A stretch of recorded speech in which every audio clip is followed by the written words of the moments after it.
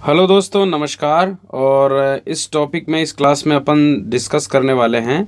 एक तो अपन green budget पढ़ेंगे और एक एग्रीकल्चर बजट पढ़ेंगे, यानी कि दो तो ये हमारे बजट डिस्कस कर लेंगे अपन। इससे पहले जो जनरल बजट था, बाकी और डिपार्टमेंट से रिलेटेड जो बजट था, उसकी मैंने क्लास अपलोड कर दी है, वो भी आप लोगों को देखना है ना। उसी का नेक्स्ट पार्ट मान लो आप इसे। बजट तो एक ही चीज़ है, लेकिन एक्चुअली अपने क्या है, अलग अलग वे में एग्रीकल्चर बजट, ग्रीन बजट और ये चीज़ें जारी की गई है ना। तो ये एक क्लास आपके दूसरे बजट की हो जाएगी, मतलब, है ना। और इम्पोर्टेंट रहेगा आरएस एग्ज़ाम के लिए भी, ईओआरओ और बाकी और आने वाले जो एग्ज़ाम्स हैं उनके लिए यहाँ से क्वेश्चंस पूछे जा सकते हैं, स्पेशली ग्रीन बजट से, क्योंकि वो राजस्थान में पहली बार लॉन्च हुआ है, मतलब। तो अपने राजस्थान का चौथा कृषि बजट जो है वो जारी किया जा चुका है। इससे पहले अशोक गहलोत साहब ने जो है 22-23 का जो बजट था अपना, वो पहला ग्रीन बजट एग्रीकल्चर बजट जारी किया था। फिर उसके बाद में 23-24 का बजट जारी किया। फिर उसके बाद में 24-25 का हमारी दिया मैडम ने जारी कर दिया।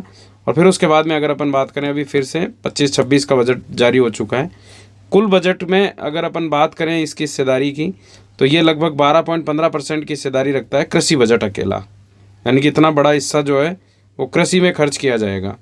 दूसरी अगर अपन बात करें कि पिछले वर्ष की तुलना में जो है वो हमने इसमें वृद्धि की है, लगभग 14.67% जो बजट था उसमें वृद्धि हो गई है। और हमारी जीडीपी का लगभग 5.58% हम एग्रीकल्चर में ही खर्च कर रहे हैं। अगर हम खर्चे की बात करें एग्रीकल्चर बजट की, तो खर्चा कुछ इस तरीके से होगा कि एग्रीकल्चर सब्सिडी में सबसे ज़्यादा खर्चा किया जाएगा। उसके बाद में कृषि शाख में होगा, फिर बांध, नहरें, कृषि कनेक्शन और जो इंफ्रास्ट्रक्चर होगा उसमें खर्च किया जाएगा, और फिर कृषि बीमा में होगा। तो मोटे तौर पर अपने को ऊपर की दो चीज़ें तो याद रख ही लेनी है भाई, कृषि सब्सिडी में ज़्यादा खर्चा है और फिर कृषि साख में सबसे ज़्यादा खर्चा है ना। इस तरीके से अपने को ध्यान रखना है। बाकी तो फिर बांध, नहरें और ये चलता रहेगा। बस अपने दो पॉइंट याद रखने हैं ना।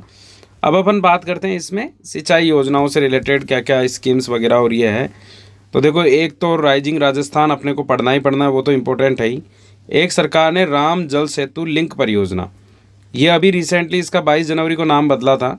मेनली पहले तो ये संशोधित पीकेसी ईआरसीपी के नाम से जानी जाती थी, लेकिन अभी इसका राम मतलब राजस्थान और मैं मतलब मध्य प्रदेश, ये नया नाम कर दिया है। मतलब इसमें सरकार ये कह रही है, इसको लेकर डेडिकेटली एक अलग क्लास भी मैं रख लूँगा। वैसे तो इकोनॉमिक रिव्यू में मैं पढ़ाता ही हूँ ये चीज़, लेकिन फिर भी अपन इस पर भी अलग से एक वीडियो में चर्चा कर लेंगे। तो इसमें यह हुआ है कि पहले सरकार ये कह रही है बजट में कि हमने 9,416 करोड़ के तो कार्य आदेश जारी कर चुके हैं। मतलब हम इस पे काम कर रहे हैं, 9,416 करोड़ का काम चल रहा है। मतलब 12,000 करोड़ की निविदाएं जो है वो जारी हो चुकी है, और लगभग 12,000 करोड़ की स्वीकृति हम दे दिए हैं। मतलब तो यानी कि लगातार काम हो रहा है, और आने वाले कुछ सालों में जो है वो ये परियोजना पूरी हो जाएगी। मतलब इसी को लेके और बड़े स्तर पर अभी आपने देखा होगा कि 28 जनवरी 2024 को जो है वो एमपी और मध्य प्रदेश और सेंट्रल गवर्नमेंट के बीच में एमओयू साइन हुआ था। अभी कुछ समय पहले वो एमओयू सार्वजनिक भी हुआ था, मतलब, है ना। इसके बाद राजस्थान सरकार कह रही है कि हम राजस्थान वाटर ग्रिड कॉरपोरेशन बनाएंगे, जो ईआरसीपी कॉरपोरेशन का उन्नयन करके बनेगा। मतलब यानी कि उसी को ही हम चेंज करके एक नया कॉरपोरेशन डेवलप करेंगे, राजस्थान वाटर ग्रिड कॉरपोरेशन। इसके अलावा इरिगेशन वाटर ग्रिड मिशन संचालित किया जाएगा, जो जैसे river linking, river run of the water conservation, canal system, इनका सही प्रबंधन कर सके, उसके लिए ऐसा मिशन चलाया जाएगा, Rajasthan irrigation water grid mission. उसके बाद कृषक कल्याण के क्षेत्र में सरकार ने एक सबसे अच्छा अनाउंसमेंट जो किया वो है किसान सम्मान निधि, जिसमें सेंट्रल गवर्नमेंट की तरफ से 6,000 रुपये मिलते हैं 3 किस्तों में, 2,000 की 3 किस्तों में। फिर राजस्थान सरकार ने इसमें 2,000 रुपये ऐड किए, और 2 किस्तों में स्पेशली राजस्थान सरकार ने इसको दे दिया। मतलब जैसे कि एक तो लगभग, शायद जहाँ तक मैं क्लियर हूँ, 30 जून को टोंक से जो है, टोंक की जो कृषि उपज मंडी है वहाँ से शुरू कर दिया था। एक किस्त तो 1,000 की वहाँ दे दी थी। फिर एक अभी किसान सम्मेलन हुआ था लगभग 13 दिसंबर के आसपास, कायड़ अजमेर में, है ना। तो वहाँ से स्पेशली जो है वो एक मेनली एक किस्त यहाँ से दे दी। मतलब तो ऐसे करके 2 किस्तों में सरकार ने जो है वो 2,000 रुपये प्रोवाइड करवाए। तो अपने 8,000 हो गए थे, है ना, किसानों को, अपने राजस्थान के किसानों को। अब नए बजट में कह दिया है कि भाई 1,000 एक्स्ट्रा और, यानी कि 9,000 रुपये देंगे, है ना। तो इस तरीके से 6,000 तो सेंटर के, 3,000 अपने, टोटल मिला के 9,000 हो जाएंगे, पहली चीज़। दूसरा, गेहूं पे एमएसपी के ऊपर, जब पर क्विंटल के हिसाब से भाई एमएसपी की रेट जो डिसाइड की गई है उसके ऊपर स्पेशली जो है वो सरकार बोनस देती है। पिछली बार वो बोनस 125 रुपये दे रही थी, इस बार सरकार जो है वो 150 रुपये बोनस उपलब्ध करवाएगी एमएसपी पे। फिर एग्रीकल्चर डेवलपमेंट को लेकर सरकार ने एक पहले तो एक किसी ऋग्वेद के एक मंडल 4 के सूक्त नंबर 57 का मंत्र नंबर 4 था, उसका जिक्र किया। मतलब वैसे जनरल एक नॉलेज के लिए मैं यहाँ पे मेंशन कर रहा हूँ इसको, कि उसमें लिखा हुआ है कि खेती करने वाले जन उत्तम हल आदि सामग्री वृषभ बीजों को इकट्ठा करके खेतों को उत्तम प्रकार से जोतकर उत्तम अन्नों का उत्पादन करें। ऐसा कुछ लिखा हुआ है इसमें ना, तो वैसे कोई इंपॉर्टेंट नहीं है, पर फिर भी भाई जैसे सामग्री की बात है, बीजों की बात है, तो सरकार कह रही है कि भाई हम उस दिशा में काम कर रहे हैं कि 1000 तो कस्टम आयरिंग सेंटर बना रहे हैं अपन। कस्टम आयरिंग सेंटर ये होते हैं कि ट्रैक्टर चाहिए, हल चाहिए, कुछ भी चाहिए, थ्रेसर वगैरह, तो इन सेंटर्स पे जाएंगे, इन सेंटर्स पे अपने को सस्ती दरों पे ये मिल जाएगी किराए से। इसके अलावा बीज की किस्म और गुणवत्ता में वृद्धि करने के उद्देश्य से सरकार जो है वो संकर किस्मों के मिनी किट वगैरह और ये प्रोवाइड करवा रही है, जैसे मक्का के हो गए, बाजरा के हो गए, मूंग मोट के मिनी किट दे रही है। मतलब है ना, कितने कितने दे रही है ये इतना इंपॉर्टेंट नहीं है। फिर सरकार कह रही है कि एक national mission on high yield seeds पे चल रहा है, उसी की तर्ज पर हम भी एक मिशन चला रहे हैं पहले से, वो मुख्यमंत्री बीज स्वावलंबन योजना। इस बीज स्वावलंबन योजना के तहत हम सहायता को और बढ़ा देंगे। मतलब अब कितने करोड़ रुपए बढ़ाएं वो बजट में लिखा हुआ तो है, लेकिन अपने काम की चीज़ नहीं है वो। फिर मृदा शक्ति संवर्धन योजना जो है, जैसे मृदा स्वास्थ्य कार्ड योजना के 10 साल पूरे हो गए, तो वो भी इम्पोर्टेंट है। मैंने टेलीग्राम ग्रुप जो है अपना, इसको भी आप ज्वाइन कर लेना, यहाँ पर लगातार अपडेट करता रहता हूँ, कोई भी करंट वगैरह रहता है, पीडीएफ वगैरह इसकी भी वहाँ पे मिल ही रही है। मतलब तो बहुत ही आरएस टेलीग्राम चैनल है, इसको ज्वाइन कर लेना। आप टाइप करोगे, लिंक डिस्क्रिप्शन में दिया हुआ है, वहाँ से आप करके ज्वाइन कर लेना। कोई भी डाउट हो तो आप मुझे कॉल मैसेज कर देना भले ही। तो मृदा स्वास्थ्य कार्ड योजना में 12 इंडिकेटर्स के बेसिस पर मृदा का स्वास्थ्य मापा जाता है। उसी दिशा में काम करके सरकार मृदा शक्ति संवर्धन योजना चला रही है, अब चलाएगी, जिसमें लगभग 3 लाख ढैंचा बीज के मिनी किट वितरित किए जाएंगे हरी खाद के लिए। इसके अलावा और भी मृदा की फर्टिलिटी बढ़ाने के लिए और नए इनिशिएटिव्स लिए जाएंगे। गोवर्धन जैविक उर्वरक योजना चल रही है, जिसमें लगभग 50,000 किसानों को लाभान्वित करने का लक्ष्य रखा गया है। अब कुछ इंपॉर्टेंट एक्सीलेंस सेंटर्स बनाने की घोषणा की है सरकार ने। अभी हमारे पास में जो है वो लगभग 9 एक्सीलेंस सेंटर्स कार्यरत हैं, जिसको बढ़ा के सरकार पिछली बजट में भी बोली थी कि हम इसे 18 कर देंगे। अब इस 18 की दिशा में नए एक्सीलेंस सेंटर ये है कि एक तो centre of excellence of AI in agriculture, यानी कि एग्रीकल्चर में एआई का यूज़ बढ़ाने के लिए सेंटर ऑफ एक्सीलेंस बनाया जाएगा। जगह डिसाइड नहीं है, लेकिन जगह डिसाइड कर दी जाएगी आगे। मक्का के लिए सेंटर ऑफ एक्सीलेंस बांसवाड़ा में बनाया जाएगा। सेंटर ऑफ एक्सीलेंस जो वो लहसुन का, लहसुन लिख लेना इसमें, लहसुन है ना, लहसुन का सेंटर ऑफ एक्सीलेंस जो है वो 12 में बनाया जाएगा। Centre of excellence for honey bee keeping, honey bee keeping मतलब यानी कि जो वही एक तरीके से शहद वाला ही, तो शहद का एक्सीलेंस सेंटर तो भरतपुर में बना ही रहे, उसके साथ ही मधुमक्खी पालन का भी स्पेशली जो वो सेंटर ऑफ एक्सीलेंस भरतपुर में बनाया जा रहा है। मतलब ठीक है, एक तो ये हो गया। दूसरा है सेंट्रल गवर्नमेंट की एक योजना है, प्रधानमंत्री धन धान्य कृषि योजना। इस योजना के तहत स्पेशली जो भी चयनित लाभार्थी जिले रहेंगे उनको हम स्पेशली राजस्थान कृषि विकास योजना जो उसके साथ में मिला के और फिर अपन परियोजना चलाएंगे, मतलब चयनित जिलों में।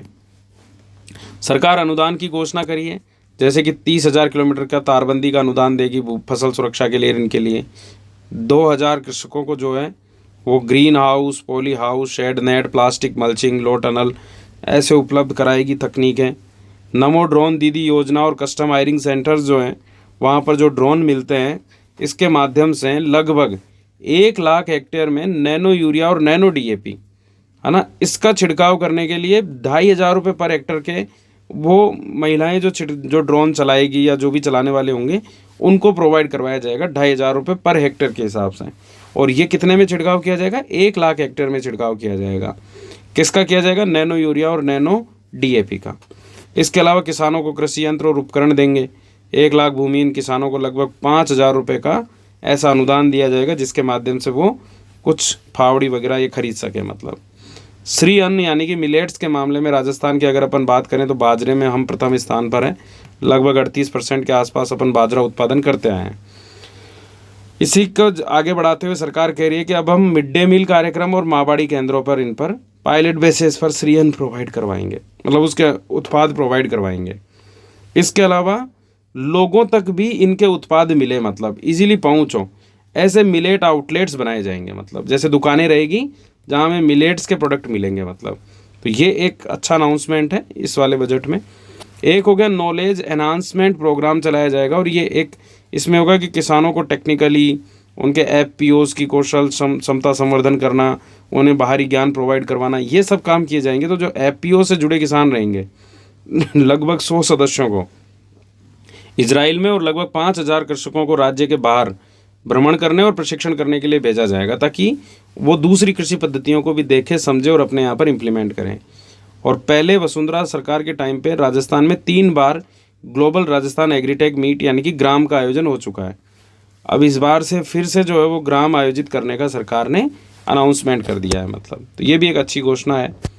इसके अलावा एग्रीकल्चर विपणन और मतलब मार्केटिंग और सहकारिता से रिलेटेड अगर अपन योजनाओं की बात करें तो सेंट्रल गवर्नमेंट ने किसान क्रेडिट कार्ड की सीमा 3 लाख रुपए से बढ़ाकर 5 लाख कर दिया था। यह अपन ने सेंट्रल वाला बजट पढ़ा था, उसको आप वापस से पढ़ लेना, है ना। तो 5 लाख कर दिया। अब सरकार इसमें तो ये कह रही थी कि भाई देखो हम इसमें जो एक्स्ट्रा रहेगा ना पैसा वो प्रोवाइड कराएंगे, तो इसके लिए इतना बजट चाहिए मतलब, है ना। वो वाली बात थी। दूसरा ये था कि दीर्घकालिक सहकारी कृषि और नॉन फार्मिंग सेक्टर में जो है वो 5% ब्याज अनुदान पर लोन दिया जाएगा। इसके अलावा 2025 जो है वो इंटरनेशनल ईयर ऑफ कोऑपरेटिव्स के रूप में मनाया जा रहा है मतलब। तो राजस्थान सरकार इसको लेके भी काम कर रही है और कह रही है कि आगामी 2 सालों में अपन लगभग 2,500 से अधिक ग्राम पंचायत मुख्यालयों पर जीएसएस बना देंगे। जीएसएस मतलब लगभग ऐसे 2,500 शेष रहे 2,500 से अधिक ग्राम पंचायत मुख्यालय हैं उन पर, यानी कि ये है ग्राम सेवा सहकारी समितियां मतलब। तो ये सहकारी समितियां बनाई जाएगी यानी कोऑपरेटिव सोसाइटी, पैक्स वगैरह। इसके अलावा जो नए 8 जिले बने वहाँ केवीएसएस बनेगी, क्रय विक्रय सहकारी संघ बनाए जाएंगे। इसके अलावा जो जीएसएस स्थापना के मानदंड होते हैं कि जितना कुछ कॉमन टोकन राशि चाहिए होती है 5 लाख 3 लाख रुपए की इनकी, तो वो स्पेशली उसको शिथिलन कर दिया जाएगा, उसको कम किया जाएगा, है ना। नियमों को कम किया जाएगा मतलब, ताकि ज़्यादा पैक्स लैम्प्स बना सकें। इसके अलावा गोपाल क्रेडिट कार्ड योजना जो 1 लाख रुपए का लोन वगैरह दिया जाता है जैसे केसीसी की तरह ही पशुपालकों को मिलता है ये, इसमें खेली वगैरह और ये बनाने के लिए देते हैं। तो इसकी संख्या बढ़ाई जाएगी और लगभग 2,50,000 से अधिक को ये प्रोवाइड करवाया जाएगा। फूड पार्क्स बनाए जाएंगे जिसमें मिनी फूड पार्क बनेगा अनूपगढ़ श्री गंगानगर में, एग्रो फूड पार्क बनेगा सांचौर जालोर में, चूरू जयपुर झुंझुनू सिरोही दौसा इनमें एग्रो प्रोसेसिंग के लिए जो बेसिक इंफ्रास्ट्रक्चर है वो डेवलप किया जाएगा। मंडियों के क्षेत्र में कुछ डेवलपमेंट करने का अनाउंसमेंट किया है, जैसे कि एमएसपी क्रय केंद्र बनाए जाएं, जो हम अपने जो एमएसपी पे जो परचेज करने के जो सेंटर्स होते हैं केवीएसएस के, इनके मंडी प्रांगणों में स्पेशली वो बने रहते हैं जनरली, वहाँ पर पावर क्लीनिंग मशीनें लगाई जाएगी, है ना। यानी कि उनके जो किसानों की जो उपज होती है, जीन्स होती है, उनकी प्रॉपर ग्रेडिंग वगैरह और ये हो सके मतलब ग्रेडिंग हो रही है। एक योजना चलती है महात्मा ज्योतिबा फूले मंडी श्रमिक कल्याण योजना, जिसमें कई सारे बेनिफिट्स होते हैं, जैसे चिकित्सा बेनिफिट हो गया, प्रसूति सहायता के लिए छुट्टियां हो गई, है ना, पितृत्व अवकाश वाली चीज़ें। उसमें एक होता है विवाह वाला भी मतलब। तो जो अनुज्ञा पत्रधारी श्रमिक होते हैं मतलब जो लाइसेंसी श्रमिक है जो मंडियों में काम कर रहे हैं, वो स्पेशली 2 पुत्रियों तक ये बेनिफिट मिलता है विवाह का। उसमें 50,000 रुपये की जो राशि विवाह पे बेनिफिट के रूप में दी जाती थी उसको बढ़ा के 75,000 रुपये कर दिया गया है। और कुछ नई मंडियां खोलने का अनाउंसमेंट किया। वैसे तो क्वेश्चन नहीं आएगा लेकिन एक बार सुन लो कि जैसे बीदासर चूरू में, भिनाई रूपनगढ़ अजमेर में, टपुकड़ा खेरतल में, है ना, और रामगढ़ पचवाड़ा दौसा में, नावा खाटू खुर्द डीडवाना में, सीमलवाड़ा राजाखेड़ा, फल सब्जी मंडी जैतारण और गौण कृषि मंडी बनेठा टोंक और मंडार सिरोही यहाँ पर खोलने का प्लान किया है। फिर पशुपालन और डेयरी के क्षेत्र में मंगला पशु बीमा योजना चली रही है। उसमें सरकार जो है वो जनरली 40,000 रुपये तो बड़े पशुओं के लिए और 4-4 हज़ार रुपये जो वो छोटे पशुओं के लिए प्रोवाइड करवा रही है मतलब। इंसीमिनेशन के क्षेत्र में भी सरकार कार्य कर रही है और उसमें कह रही है कि अगर मान लो किसान जब पहले 2 AIs लेते हैं मतलब, यानी कि जब पहले 2 अपने पशुओं के जो है वो 2 आर्टिफिशियल इंसीमिनेशन करवाते हैं तो उनको 75% अनुदान दिया जाएगा। अगर मान लो आर्टिफिशियल इंसीमिनेशन जो है वो 100 रुपये का होता है तो उनको 75% का जो है वो अनुदान मिल जाएगा। और जब वो अगले 2 बाकी और 2 AI लेते हैं मतलब, यानी कि 2 और आर्टिफिशियल इंसीमिनेशन करवाते हैं तो उनको 50% तक का अनुदान दे दिया जाएगा मतलब। इससे क्या है कि लगभग 10 लाख पशुपालक जो है वो लाभान्वित करने का सरकार का लक्ष्य रखा है मतलब। अगला है पशुधन निःशुल्क आरोग्य योजना चल रही है 2013 से। उस योजना के तहत स्पेशली करंट में जो दवाइयाँ और टीके हैं वो 138 हैं, उनकी संख्या बढ़ाकर सरकार जो है वो उन्हें 200 करने की घोषणा कर दी है। साथ ही पशुओं के से रिलेटेड चिकित्सा के क्षेत्र में भी कुछ कार्य किए जा रहे हैं, जैसे कि पशुओं की नेत्र चिकित्सा स्पेशलिटी सेंटर इंगोनिया जयपुर में और राजूवास बीकानेर में बनाया जाएगा। एनिमल प्रोस्थेटिक सेंटर जो है वो पशु चिकित्सालय सांगानेर में बनाया जाएगा। Centre of excellence in Rajasthan institute of veterinary science, है ना, ये बनाया जाएगा, जो जनरली पॉलीक्लिनिक 5 बत्ती जयपुर को इसके रूप में विकसित किया जाएगा। मतलब जनरली ये Rajasthan institute of veterinary science centre of excellence के रूप में डेवलप होगा, पॉलीक्लिनिक 5 बत्ती वाला। और एक सेक्स सॉर्टेड सीमन लैब जो है वो बस्सी जयपुर में डेवलप की जानी है।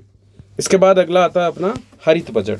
ग्रीन बजट को लेके भी सरकार ने जो है वो काफ़ी महत्वपूर्ण अनाउंसमेंट किया और लगभग टोटल स्कीम एक्सपेंडिचर का 11.34% खर्चा जो है वो ग्रीन बजट में किया जाएगा। ये राजस्थान का पहला ग्रीन बजट है, मतलब, है ना। तो इसको याद रखना है कि पहला ग्रीन बजट 25-26 का लॉन्च हुआ था, डायरेक्टली क्वेश्चन पूछ ले तो। और ये लगभग कुल बजट का जो है वो 5.18% भी है। ऐसा ग्रीन बजट जारी करने की जो प्रक्रियाएं होती है वो generally Norway, Finland, Germany, UK, इन विकसित देशों में होती है, जो राजस्थान ने भी अपने स्तर पे शुरू की है। 2030 तक हम सस्टेनेबल डेवलपमेंट गोल्स को प्राप्त कर सकें, राजस्थान उसमें अपना पूरा योगदान दे सके, इसके लिए भी हमने ये ग्रीन बजट लागू किया है। तो अपने आप में एक अच्छा इनिशिएटिव है, जिसकी घोषणा सरकार ने पिछले वाले बजट में ही कर दी थी, मतलब, है ना, जिसको अभी इम्प्लीमेंट कर दिया, है ना। अब इस बजट में अगर अपन खर्चे की बात करें कि सबसे ज़्यादा खर्चा जो है वो अपने इसमें कहाँ किया जाएगा, तो मोटे मोटे तौर पर अगर आप देखोगे इंफ्रास्ट्रक्चर डेवलपमेंट में अपन सबसे ज़्यादा खर्चा करेंगे, लगभग 8 लाख करोड़ रुपए का खर्चा इसी में होगा, मतलब, है ना। इसके बाद अगर अपन बात करते हैं तो लगभग 6 लाख करोड़ रुपए का खर्चा जो होगा वो अपने कृषि विकास के मामले में किया जाएगा, उसमें ग्रीन डेवलपमेंट के मामले में ये गतिविधि होगी, मतलब, और बाकी फिर और क्षेत्रों में भी होगा, पर अपने को आधारभूत विकास वाला पॉइंट जो है वो अच्छे से याद रखना है। अब सरकार ये कह रही है कि इस ग्रीन डेवलपमेंट के लिए हम कुछ ग्रीन इनिशिएटिव्स ले रहे हैं। की ग्रीन इनिशिएटिव्स मतलब KGIs जिनको बोला गया है, उन KGIs के बेसिस पर हम सभी विभागों को भी अपने अपने स्तर पर ग्रीन प्रणाली को प्रोत्साहित करने का कार्य करेंगे। और लगभग 10 बिंदुओं पर इस बजट में फोकस किया गया है। जो 10 बिंदु हैं: climate change adaptation, forest and environment, biodiversity ecology, sustainable agriculture, ठीक है, फॉरेस्ट हो गया, क्लाइमेट हो गया, सस्टेनेबल एग्रीकल्चर हो गया, फिर उसके बाद में आ गया सस्टेनेबल लैंड यूज, फिर आ गया green energy, recycle and waste disposal, green technology, green audit, capacity building और ग्रीन फंडिंग। इस क्षेत्र में स्पेशली काम किया जाएगा। तो आप ऐसे भी याद रख सकते हो कि जैसे मान लो ये एक पेड़ है, ठीक है, अब ये मान लो ये हमारा खेत है और इसमें ये पेड़ है। अब ये तो हो गई ज़मीन, तो लैंड के मामले में सरकार काम कर रही है, एग्रीकल्चर के मामले में सरकार काम कर रही है, फॉरेस्ट में काम करेगी, यहाँ बना लो बादल, ये और क्लाइमेट हो गया, मान लो जैसे क्लाइमेट के लेवल पर, क्लाइमेट चेंज के लेवल पर काम कर रहेगी, ठीक है। तो 4 तो 5 तो यही हो गए, क्लाइमेट हो गया, है ना, फॉरेस्ट हो गया, एग्रीकल्चर हो गया और लैंड हो गई, मतलब, है ना। इस तरीके से 4 तो ये हो गए। फिर दूसरी चीज़, अब देखो किसान खेत में काम करता है तो उसे एनर्जी की ज़रूरत होगी, तो यहाँ ये लो एनर्जी, या सूर्य बना लो, है ना, तो ये ग्रीन एनर्जी होगी, ऐसे कर लो इसको, है ना। खेत में टेक्नोलॉजी, ये टेक्नोलॉजी हो गई, ठीक है, तो एनर्जी और टेक्नोलॉजी हो गई। वेस्ट के लिए आप डस्टबिन बना लो यहाँ पे, है ना, तो ये वेस्ट हो गया, ठीक है। और फिर इसके अलावा बाकी बचा जैसे ऑडिट, कैपेसिटी बिल्डिंग, जो किसान की कैपेसिटी बिल्डिंग होनी चाहिए, और एग्रीकल्चर फंडिंग, मतलब जो जनरली फंडिंग होनी चाहिए, जैसे ग्रीन फंडिंग, है ना। तो ग्रीन फंडिंग यानी ग्रीन अवसंरचनाओं के विकास के लिए कुछ ऐसी टाइप की स्ट्रक्चर बना लो ताकि कुछ चीज़ें याद हो जाए इसमें से, है ना, क्योंकि एग्जाम में क्वेश्चन आ सकता है। 10 पॉइंट्स पे मेनली KPIs पे फोकस किया गया है ना, की KGIs मतलब की ग्रीन इनिशिएटिव्स पे। अब इसमें से सबसे पहले की अगर अपन बात करें तो वो है climate change adaptation. Climate change adaptation में सेंट्रल गवर्नमेंट ने पहले से एक मिशन लाइफ प्रोग्राम चला रखा है। राजस्थान सरकार ये कह रही है कि हम 5 वर्षीय क्लाइमेट चेंज एडेप्टेशन प्लान लेकर आएंगे 2030 तक के लिए। इसके माध्यम से हम खाद्य सुरक्षा, डेजर्ट इकोसिस्टम, लैंड मैनेजमेंट, इन हर क्षेत्रों में काम करेंगे, है ना, स्वास्थ्य, पशुपालन, सब में। इसके अलावा एक अपन centre of excellence for climate change भी बनाएंगे, ठीक है। वो कहाँ बनाएंगे वो जगह बता देगी सरकार, लेकिन centre of excellence for climate change बनाएंगे, तो ये एक अच्छा अनाउंसमेंट है। दूसरा, फॉरेस्ट और एनवायरनमेंट के लेवल पर बात करें, बायोडाइवर्सिटी और इकोलॉजी में, तो हमने पिछली बार मिशन हरियालो राजस्थान चलाया था। 7 अगस्त के आसपास ये मिशन चलाया गया था। एक पेड़ माँ के अभियान नाम से एक मिशन चलाया गया था। तो हमने क्या किया था, लगभग 7 करोड़ पौधे लगाए थे। इस बार सरकार इसको बढ़ा के 10 करोड़ पौधे लगाएगी अब, है ना, इसी के तहत, मिशन हरियालो राजस्थान के तहत। दूसरा, ट्री आउटसाइड फॉरेस्ट इन राजस्थान कार्यक्रम चल रहा है पहले से ही, और एक एग्रो फॉरेस्ट्री को लेवल पे, है ना, कार्यक्रम चलते हैं। दोनों के लेवल पर पॉलिसीज लेकर आएगी सरकार, एग्रो फॉरेस्ट्री और TOFR पॉलिसी। तो दोनों में क्या होगा कि एक तो किसानों को लाभ मिलेगा एग्रो फॉरेस्ट्री में, इसके अलावा जो भी स्टेक होल्डर्स हैं, जनजातियाँ हैं, जो भी जुड़े हुए लोग हैं, उनको उनके उत्पादों का उचित मूल्य मिल सके, और साथ ही हमारे ग्रीन एरिया के बाहर भी पेड़ पौधे बढ़ाए जा सके, मतलब ग्रीन कवर बढ़ाया जा सके वनों के बाहर भी, उसके लेवल पर काम होगा। फिर घड़ियाल रियरिंग सेंटर बनाया जाएगा, जो स्पेशली सवाई माधोपुर के पाली घाट में बनेगा। सियागोस एक प्रजाति है, बिल्ली प्रजाति की, थोड़ी ऊंची प्रजाति टाइप का सा है।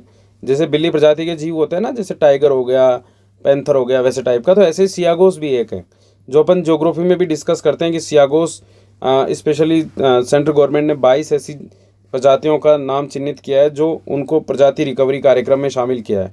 उसमें से सियागोस भी एक प्रजाति रिकवरी कार्यक्रम में शामिल प्रजाति है, और एक अपना गोडावन, यानी कि राजस्थान से 2 है। और ये राजस्थान में मिलता है सियागोस, जो स्पेशली कराकल बोलते हैं, मतलब इसको, जो स्पेशली अपने सवाई माधोपुर, करौली, इन क्षेत्रों में मिलता है। तो यहाँ पर स्थानीय समुदाय के साथ में मिलकर इनको प्रजातियों के संरक्षण करने के लिए आवश्यक कार्य चलाए जाएंगे, मतलब, है ना। तो ये सियागोस ध्यान रखना इंपॉर्टेंट है। इसकी जनगणना भी करवाई गई, इनकी गणना भी करवाई गई थी सेंट्रल गवर्नमेंट के द्वारा अपने राजस्थान में भी, है ना, और अपने राजस्थान में ही जनरली ये मिलती है, ठीक है। इसके अलावा अबेड़ा बायोलॉजिकल पार्क जो है वो कोटा में बना हुआ है ही। वहाँ पर जो इसका मेन जो एक प्रोग्राम था अबेड़ा का, तो उसमें 35 प्रजातियों के लिए संरक्षण का काम किया गया था। तो लगभग 22 एनक्लोजर्स बनाए जाएंगे। लेपर्ड कंजर्वेशन रिजर्व बनेगा अमरख महादेव उदयपुर में, और गंगा भैरव घाटी अजमेर में। और एक लेपर्ड सफारी चलाई जाएगी नाहरगढ़ अभ्यारण्य जयपुर का, एक बीड़ पापड़ क्षेत्र है वहाँ पर, मतलब, ठीक है। तो ये एक हो गया। उसके बाद अगला है सस्टेनेबल एग्रीकल्चर, वाटर हार्वेस्टिंग और रिचार्ज के मामले में क्या करेंगे। तो देखो, केमिकल फर्टिलाइज़र और पौध संरक्षण के मामलों में जब हम बात करते हैं, रसायनों का इम्पैक्ट हमारे स्वास्थ्य पर भी पड़ रहा है, उसको रोकने के लिए सरकार नेशनल नेचुरल फार्मिंग मिशन चलाएगी, मतलब चल रहा है। उसके तहत स्पेशली हम 1 लाख किसानों को बायो एजेंट्स और बायो पेस्टिसाइड प्रोवाइड करवाएंगे। दूसरा, छोटे किसान जो उनको बैलों से खेती करने के लिए प्रोत्साहित करेंगे, और उन्हें 30,000 रुपये प्रतिवर्ष के रूप में राशि प्रोत्साहन के रूप में दी जाएगी। गोबर गैस प्लांट लगाएंगे तो सब्सिडी प्रदान करेंगे। इसके अलावा जो हमारी कृषि उपज मंडियां होती है, वहाँ पर जैविक खेती करने वाले, वो जैविक खेती के जो उत्पाद होंगे, जैसे कि मान लो कृषि उपज मंडियों में कोई ऐसा उत्पाद आया जो, जैसे मान लो खीरे हैं, तो खीरे अगर आते हैं, खीरे जैविक खेती से बने हुए, तो उनको ऐसे जो वहाँ पर जो लाइसेंसदारी होते हैं, जो दुकानें होती हैं, तो उन दुकानों को जैविक खेती के लिए भी आरक्षित रखा जाएगा, मतलब भूखंड आवंटन होगा। साथ ही मुख्यमंत्री जल स्वावलंबन अभियान 2.0 के अंतर्गत अगले साल लगभग 4700 से अधिक गाँवों में वाटर हार्वेस्टिंग स्ट्रक्चर्स बनाई जाएगी। उसके बाद अगला बात करें सस्टेनेबल लैंड यूज़ का, तो उसमें सरकार कह रही है कि 2047 के लिए जब हम विकसित राजस्थान की कल्पना कर रहे हैं, तो हम एक proper green land use prospective plan लेकर आएंगे।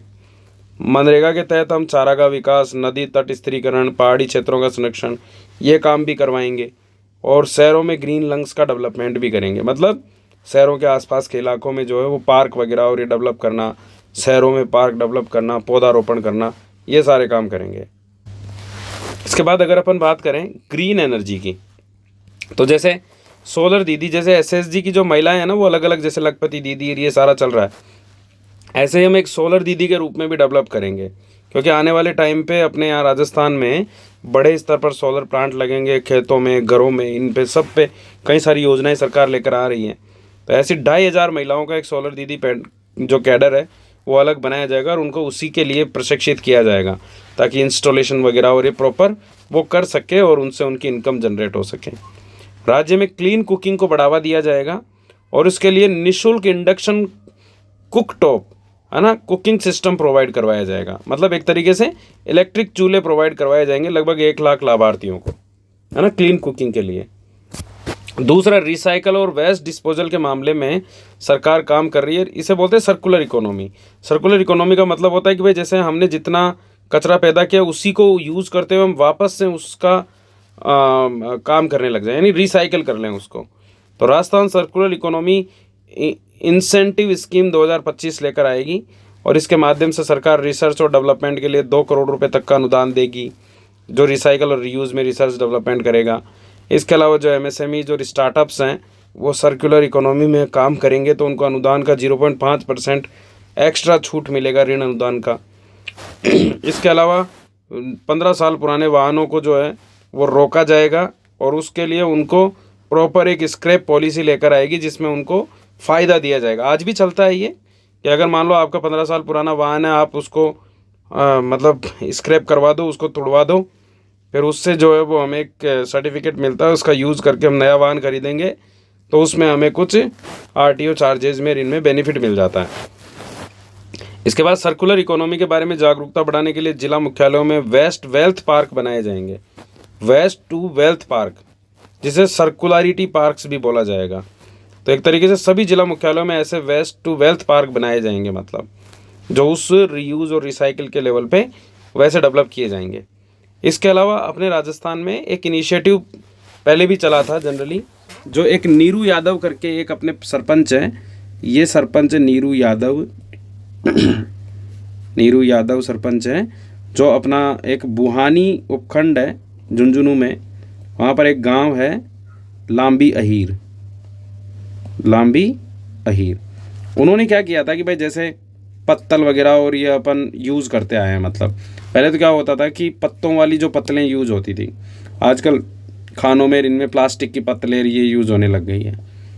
इसके अलावा भी थैलियाँ वगैरह और ये बहुत यूज़ होती है गाँव में। तो बर्तनों का यूज़ किया जाए, ज़्यादा से ज़्यादा बर्तन उपयोग में आए, इसको लेके उन्होंने बर्तन बैंक बनाया था। अब इसी चीज़ को सभी ग्राम पंचायतों में स्टील के बर्तन उपलब्ध कराने के लिए बर्तन बैंक बनेगा कि किसी के प्रोग्राम हो तो वहाँ से स्टील के बर्तन ले लो, मतलब ताकि पत्तल वत्तल धोने, प्लास्टिक के ग्लास वगैरह ये यूज़ ना आए। तो ऐसे बर्तन बैंक बनाने का प्रस्ताव सरकार ने रखा है। 1000 पंचायतों को 1-1 लाख रुपए के बर्तन उपलब्ध करवाए जाएंगे। आप सोचो इतने बड़े स्तर पर पंचायतों में बर्तन उपलब्ध करवाए जाने हैं। इसके अलावा क्लीन टेक टेक्नोलॉजी के मामले में जो है, क्लीन टेक डेवलपमेंट के मामले में सरकार काम कर रही है, जिसमें clean and green technology development centre बनाए जाने की घोषणा करी है सरकार एक तो। दूसरा, clean and green eco cities बनाना है। Clean and green eco cities smart city की तर्ज पर ही होगी, मतलब जैसे स्मार्ट सिटी बनाई जाती है वहाँ इंफ्रास्ट्रक्चर डेवलपमेंट वगैरह और ये पूरा ग्रीनरी, ऐसे ही क्लीन और ग्रीन सिटी जहाँ प्रदूषण कम हो, इसके साथ ही वहाँ पर जो है वो ग्रीन एरिया हो, ग्रीन लंग हो, सारे सब कुछ चीज़ें हो। आगामी 3 वर्षों में स्पेशली कुछ सिटीज़ को डेवलप करने का सरकार ने अनाउंसमेंट किया है। जैसे कौन कौन सी सिटीज़ सरकार बनाने की घोषणा करी है, अगर आप देखोगे तो लगभग ये 16 सिटीज़ है जिनमें ये डेवलपमेंट करना है। जैसे नाथद्वारा, मैंने कुछ इस तरीके से डिवाइड किया इनको कि याद हो जाए, मतलब है ना। जैसे नाथद्वारा, खाटू श्याम जी, मंडावा, पुष्कर, किशनगढ़, माउंट आबू, ये कोई ज़िलों के नाम नहीं है, तो अपन इनको इस तरीके से याद करें जो ज़िलों के नहीं है, मतलब मंडावा, खाटू श्याम जी, नाथद्वारा, पुष्कर, किशनगढ़, ये अजमेर में आ गए, है ना, और माउंट आबू। इस तरीके से ये एक हो जाएगा। दूसरा, भरतपुर, सवाई माधोपुर, अलवर, यह आपके मेवात वाले रीजन में, जैसे भरतपुर संभाग और मेवात वाला रीजन का एक मिक्स इलाका। इसके अलावा अलवर के पास में भिवाड़ी, है ना, वो उसी में ही आ ही रहा है, मतलब एक तरीके से, और एक भीलवाड़ा, है ना। तो ऐसे करके 5 ये हो गए। तो अलवर, सवाई माधोपुर, है ना, भरतपुर, भिवाड़ी, भीलवाड़ा। फिर इधर की तरफ पश्चिमी राजस्थान की तरफ आ जाओ तो 4 ये पश्चिमी राजस्थान के, एक बूंदी, मतलब तो बीकानेर, जोधपुर, जैसलमेर और एक बालोतरा, और एक हो गया आपका बूंदी, है ना। इस तरीके से 5 तो ये हो गए, 5 ये हो गए आपके, और लगभग 6 ये हो गए, है ना। कितने हो गए? 16। तो 16 लगभग ऐसी सिटीज़ डेवलप की जानी है, मतलब, है ना। एक ये याद रखना अपने को, clean and green eco city. इसके अलावा ग्रीन ऑडिट को बढ़ावा दिया जाएगा सार्वजनिक निजी क्षेत्रों में, मतलब ऐसे ग्रीन ऑडिट ऐसे होगी कि कितना जो है वो वेस्ट यूज़ कर रहे, कितना वेस्ट जो है वो रिसाइकल कर पा रहे, कितना वेस्ट प्रोड्यूस कर रहे हैं। इसके अलावा जो है वो पेड़ पौधे वगैरह और ये कितने लगा रखे हैं, उनकी ऑडिट करवाई जाएगी, मतलब। इसके अलावा कैपेसिटी बिल्डिंग, एजुकेशन, स्किल्स, ये काम किया जाएगा। मतलब कैपेसिटी बिल्डिंग में रहेगा कि एक तो सस्टेनेबल डेवलपमेंट गोल कोऑर्डिनेशन और एक्लेरेशन सेंटर्स बनाए जाएंगे, जो SDGs के लेवल पर उसकी कमियों की पहचान करना और उसमें हम कहाँ कम रह रहे हैं उसको आगे बढ़ाने का काम करेंगे। दूसरा, सर्टिफिकेशन कोर्सेज चलाए जाएंगे ताकि लोगों में ग्रीन ग्रोथ के सिद्धांतों को आत्मसात करवाया जा सके, मतलब है ना। तो ऐसे तकनीकी शिक्षा के साथ में सर्टिफिकेट कोर्स चलेंगे। और एक होगा ग्रीन फंडिंग, जिसमें एक तो होगा राजस्थान ग्रीन क्रेडिट मैकेनिज्म। इसमें यह होगा कि स्थानीय निकाय और निवेशक जो होंगे वो ग्रीन परियोजनाओं में निवेश करें, है ना, उसके लिए फंड किया जाएगा, मतलब तो ये होगा ग्रीन क्रेडिट मैकेनिज्म। दूसरा, कार्बन क्रेडिट की तर्ज पर जो है वो हम भी अपना एक ऐसा ग्रीन क्रेडिट मैकेनिज्म बनाएंगे ताकि उसको एक से दूसरे क्षेत्र में बेचा जा सके, है ना, कि जो कोई ज़्यादा अगर मान लो कार्बन प्रोड्यूस कर रहा है तो दूसरा कम कर रहा है तो उसको उसका फ़ायदा मिले, मतलब है ना। ऐसे ही ग्रीन फंड बनेंगे, है ना, इंस्ट्रूमेंट्स बनेंगे ताकि उनका उपयोग हम ग्रीन टेक्नोलॉजीज़ के इस्तेमाल में कर सकें या ग्रीन एरिया डेवलपमेंट में कर सकें। दूसरा, राजस्थान ग्रीन चैलेंज फंड बनेगा, जिसमें यह रहेगा कि समुदाय से रिलेटेड जो मुद्दे हैं जैसे सस्टेनेबल एनवायरनमेंट फ्रेंडली समाधान ढूंढना उनका, तो उनके लिए स्पेशली 100 करोड़ रुपए का फंड स्थापित किया गया है, ग्रीन चैलेंज फंड, है ना, कि जैसे मान लो कोई प्रॉब्लम है तो उस प्रॉब्लम को एनवायरनमेंट फ्रेंडली होनी चाहिए उसका सॉल्यूशन, मतलब उसको बढ़ावा देने के लिए। इसके अलावा एक अलग अनाउंसमेंट है हरित अरावली विकास परियोजना। अरावली पहाड़ी क्षेत्रों का डेवलपमेंट करना है, इसके लिए सरकार लगभग 250 करोड़ रुपए खर्च करेगी। इसमें यहाँ की बायोडाइवर्सिटी, यहाँ वृक्षारोपण करना, यहाँ चेक डैम्स का निर्माण करना, हर चीज़ का संरक्षण करेगी, मतलब हरित अरावली विकास परियोजना, ठीक है। मेडिसिनल प्लांट वगैरह ये लगाए जाएंगे इसमें। अब इसके अलावा ये तो हो गया हरित बजट। अब इसके अलावा अपन और काम करेंगे। मोटा मोटा जो काम होगा वो ये रहेगा कि एक सेकंड तो जैसे अगला है विवेकपूर्ण राजकोषीय प्रबंधन और राजकोषीय समेकन, फिस्कल कंसोलिडेशन के लेवल पर हमने क्या किया है अभी तक, मतलब उसकी बात कर रहे हैं। तो देखो, जनरली सरकार ये कह रही है कि एक तो सेंट्रल गवर्नमेंट मतलब RBI ने एक कंसोलिडेटेड सिंकिंग फंड बना रखा है। एक्चुअली कंसोलिडेटेड सिंकिंग फंड जो है वो 1999 में RBI ने बना लिया था। अब इसमें यह था कि सरकार अपने जो मान लो स्टेट गवर्नमेंट्स ऋण लेती है तो उसकी ब्याज भी चुकाती है और मूलधन भी चुकाना होता है। तो स्टेट गवर्नमेंट्स ऐसा करें कि इस फंड में 0.5% अपने GDP का जो है वो इसमें देती रहे, मतलब भाई उनकी GDP का जो भी है तो जब वो राजस्व खर्चा करेगी तो उसका 0.5% इस फंड में जमा करा दो।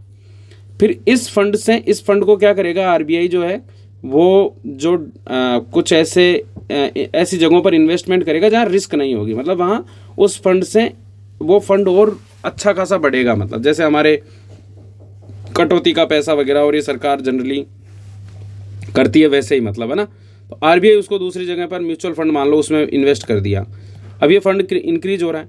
अब कभी मान लो जैसे राजस्थान गवर्नमेंट को लगे कि भाई ये ऋण जो है वो मुझे मतलब ऋण की ब्याज तो चुकाने के लिए नहीं, लेकिन अगर मूल किस्त चुकाना है, मतलब मूलधन चुकाना है, तो मूलधन चुकाने के लिए यहाँ से जो है वो राज्य सरकार अपना पैसा निकाल सकती है, मतलब जो फंड में उसने योगदान किया उस हिसाब से, मतलब है ना। और दूसरा, ये योगदान भी अनिवार्य नहीं है, अगर वो चाहे तो करे, नहीं तो नहीं भी करे, मतलब। तो राजस्थान सरकार ने इस चीज़ को अडॉप्ट किया, हमने सब्सक्राइब कर लिया इसको। राजस्थान सरकार कह रही है कि अत्यधिक ऋण भार वाले रिस्क मैनेजमेंट के लिए RBI द्वारा संचालित कंसोलिडेटेड सिंकिंग फंड को हमने सब्सक्राइब किया है। इसके अंतर्गत राज्य को रेपो रेट से 2% कम ब्याज पर अर्थात 4.25% पर हमें संसाधन मिल जाएंगे, जो बाजार दर से लगभग 3% कम होंगे, मतलब। और इन संसाधनों का यूज़ कहाँ करेंगे अपन, हम मूलधन चुकाने में करेंगे, मतलब ठीक है। तो ये चीज़ याद रखनी है एक तो अपने को। इसके अलावा वित्तीय नवाचारों से हमें लगभग 500 करोड़ रुपए की बचत हुई है, ये भी सरकार बता रही है। दूसरी तरफ एक सरकार ने एक आंकड़ा दिया है, जिस आंकड़े को एक बार देख लीजिए थोड़ा, है ना। सरकार कह रही है कि हमारा जो GDP है वो 19 लाख करोड़ तक हो जाएगा, मतलब पहली चीज़ तो ये लगभग 19,79,000 लगभग 20 ही मान लो आप इसे, ये हो जाएगा। 2025-26 में GDP की वृद्धि दर जो है वो लगभग 16.72% की रहेगी, जो अभी लगभग 12% के आसपास चल रही है ना, वो 16.72% की होगी। तो एक ये पॉइंट दो तो ये पॉइंट हो गए GSDP के मामले में। तो राजकोषीय घाटे में सरकार ये कह रही है कि हमारा जो घाटा रहेगा वो 4.25 रहेगा, अभी करंट में शायद 4.1111 के हिसाब से, जो थोड़ा सा बढ़ेगा 4.25 हो जाएगा।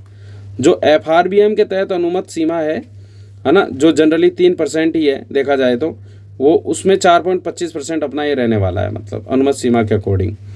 दूसरा अगर अपन कहें जो हमारा जो ऋण और अन्य दायित्व है, जिसे हम राजकोषीय दायित्व बोलते हैं, जनरली सरकार के पुराने लोन वगैरह और ये जो लिए हुए हैं, वो हमारा 36.50% होना है।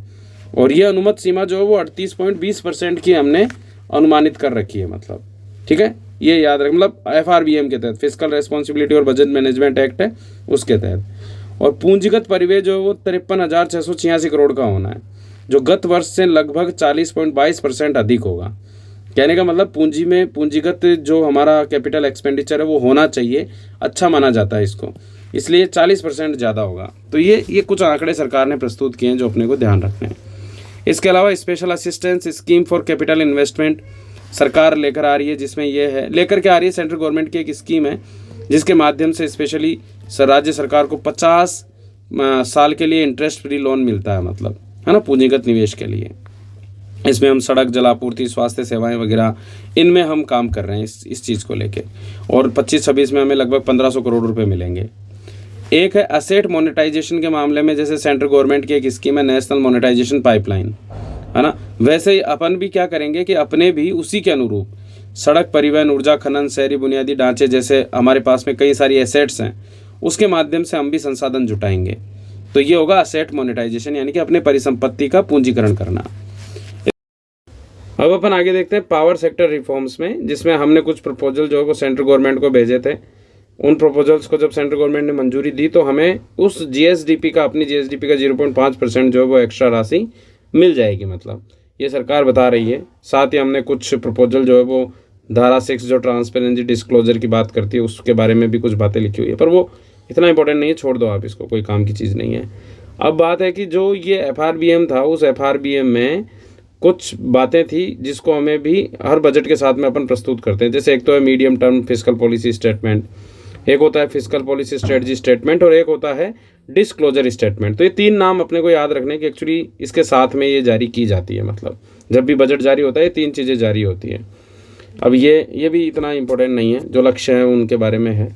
फिर बात आती है जेंडर बजट की। जेंडर बजट और चाइल्ड बजट सरकार ने प्रस्तुत किए, जिसमें जनरली क्या होता है कि जेंडर बजट 2 पार्ट में डिवाइड किया जाता है। ऐसे तो सेंट्रल गवर्नमेंट ने 3 पार्ट कर दिए हैं अब जेंडर बजट के, कि जेंडर बजट में 3 सेक्शन होते हैं। जैसे 70% वो योजनाएं जिनमें 70% से ज़्यादा खर्चा महिलाओं में ही होता है, वो जिनमें 70 से 30% तक खर्चा होता है महिलाओं की योजनाओं में, और वो जो स्पेशली 30% से कम महिलाओं के लिए खर्च होता है, तो उनको सबको जेंडर बजट में शामिल कर लिया। अपने अभी तक जो है वो 2 ही पार्ट में अपन डिवाइड करते हैं, 70% और 70% से कम में, मतलब यानी कि कोई भी स्कीम में खर्चे का 70%, जिसमें महिलाओं पे ही वो खर्च हो रहा है। ऐसे मामलों में स्पेशली अपने जेंडर बजट 2 सेक्शन हो गए, एक सेक्शन ए, श्रेणी ए, और एक श्रेणी बी करके। तो इसमें अगर आप देखोगे तो सबसे ज़्यादा जो खर्चा किया गया है वो है शिक्षा और स्वास्थ्य में, जिसमें अगर ए श्रेणी की बात करें तो लगभग 3,27,000 है, और बी श्रेणी की बात करें तो 21 लाख के आसपास है। ओवरऑल मिला के लगभग 25 लाख के आसपास, पर ये इतना इंपॉर्टेंट नहीं है, आप तो ये ध्यान रखो शिक्षा स्वास्थ्य में सबसे ज़्यादा खर्च है। दूसरा, जब अपन चाइल्ड बजट की बात करते हैं तो 18 वर्ष से कम के बालक बालिकाओं की शिक्षा, स्वास्थ्य, संरक्षण, उसके लिए कोई खर्चे किए जाते हैं तो उसमें चाइल्ड बजट में शामिल कर रहे हैं, मतलब तो इसमें भी सबसे ज़्यादा खर्चा जो है वो शिक्षा स्वास्थ्य में ही किया गया है ना। अब लास्ट बात यह है कि अपने मेंस के कोर्सेज जो है वो शुरू हो चुके हैं। अगर आप देखना चाहते हैं क्लासेस रेगुलर, तो लाइव भी चल रही है, रिकॉर्डेड भी आपको मिल जाएगी। कुछ क्लासेस हुई है, PDF, notes, model answer question वगैरह सब कुछ मिलेंगे, तो ज्वाइन कर सकते हो। लिंक डिस्क्रिप्शन में है, एप्लीकेशन का भी और टेलीग्राम का भी। इसकी PDF भी आपको टेलीग्राम पर शेयर कर दी जाएगी। धन्यवाद।